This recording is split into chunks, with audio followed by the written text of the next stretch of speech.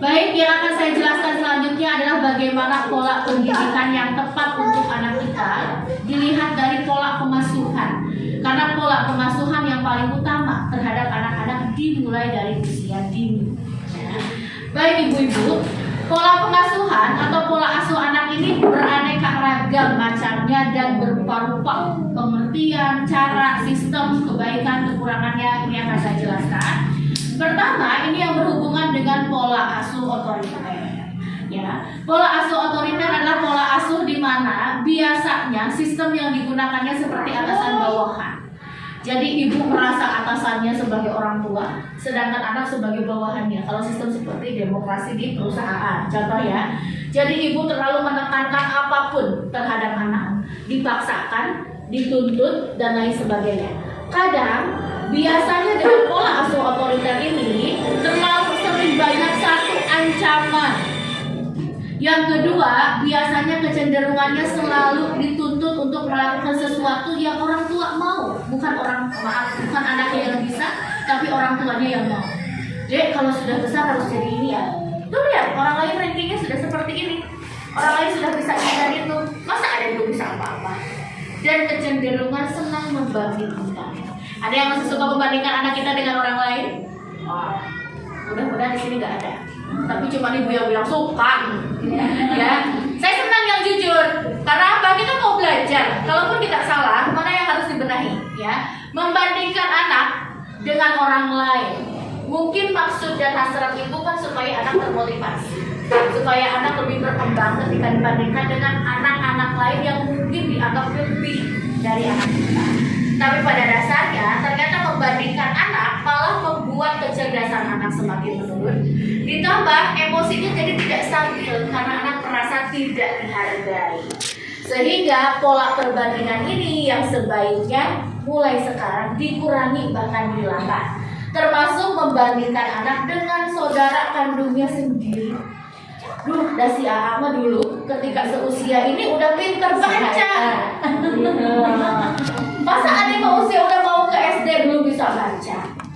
Walaupun dibandingkan dengan saudara kandungnya sendiri.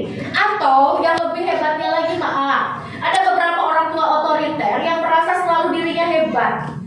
Jadi selalu membandingkan dengan diri ibu sendiri. Dan dulu mama, kayaknya waktu kecil udah bisa ini, udah bisa itu, disuruh nurut, nggak suka terlalu banyak jajan, pengen jajan aja harus kerja dulu, punten.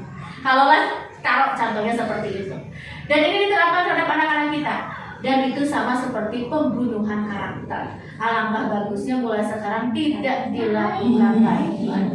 Ya, sehingga itu kalau mau dibandingkan, bangga. Kalau mau dibandingkan, jangan bandingkan anak kita dengan orang lain.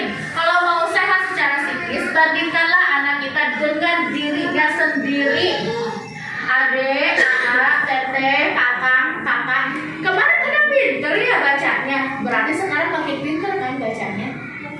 Sekarang tulisannya udah makin bagus nih. Berarti besok lusa tambah rajin lagi ya belajar kayaknya, ngerjain tugasnya. Kemarin hafalan Qurannya udah bagus. Kemarin kita belajar doa makan ya. Berarti besok ditambah doanya lagi ya.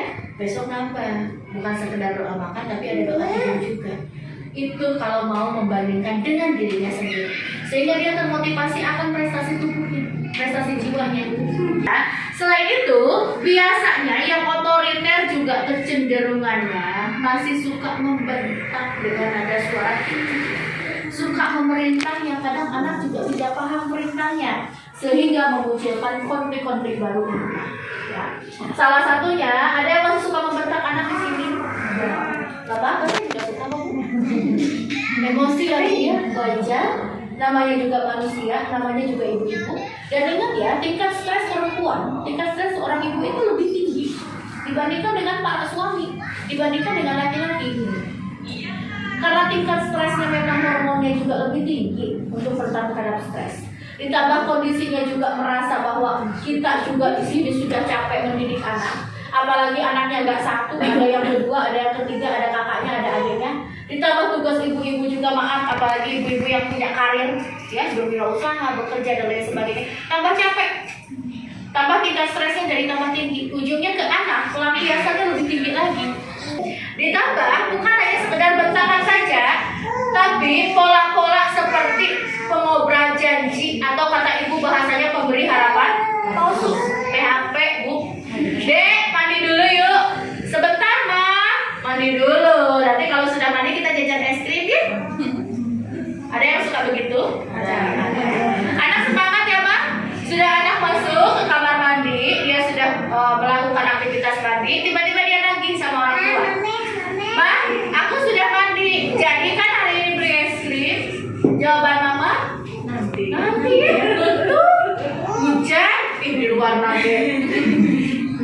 Ya, itu namanya pemberi harapan palsu atau kita obral janji atau berbohong. Hal-hal sekecil ini saja bisa membuat pertahanan tubuh anak tidak baik yang menyebabkan dia nanti menjadi defensif atau pertahanan dirinya tinggi secara kepribadian. Ujungnya kalau disuruh agak susah. Yang kedua ngeyel. Ya, Dek mandi dulu 5 menit lagi mah. Dek makan dulu sebentar mah. Disuruh agak susah karena pertahanan dirinya jadi tinggi, tidak percaya terhadap orang tua dan sosialisasinya sudah pasti terhambat. Karena orang tua sendiri saja sudah banyak bohongnya, dia tidak percaya dengan orang terdekat, apalagi harus kembali ke lingkungan yang jelas tidak dia kenal. Seperti hari ini awal pertama tatap muka mungkin 1 bulan ke belakang, ini kan biasanya di rumah ya, baru ketemu berarti kan sosialisasinya masih belajar. 1 bulan ini belum ada yang terlalu dekat karena mungkin kondisinya masih menyesuaikan diri, baik anak-anak maupun orang tua yang ada di sini.